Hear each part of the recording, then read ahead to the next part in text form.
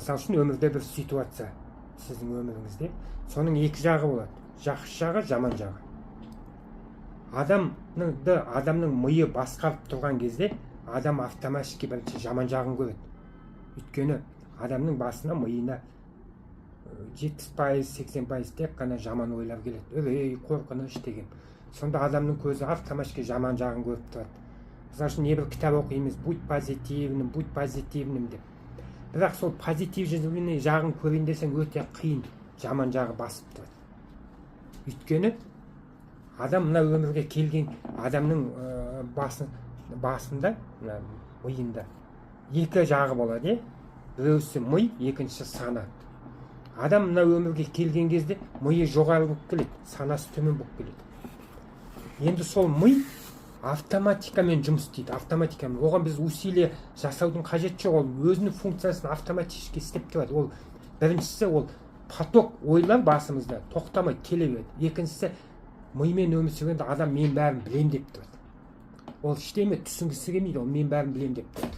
Үшіншісі ол өзін идеальный санап тұрады, басқалардан өзін идеальный санап тұрады. Ал сана төмен болып тұрады.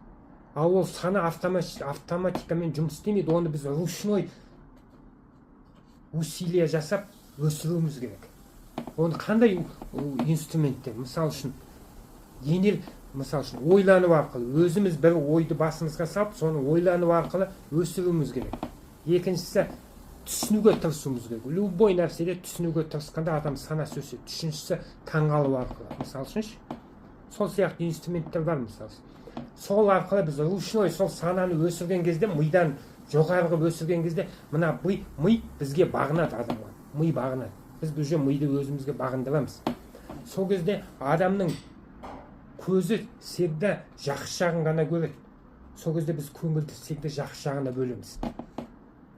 Сонда бізде бір ауыз сөзбен соны айтқан, көңілің тоқ болсын деп. Көңілің тоқ болған кезде бәрі жақсы болады. Өйткені біз мына өмірде міндеттіміз санамызды өсіруге.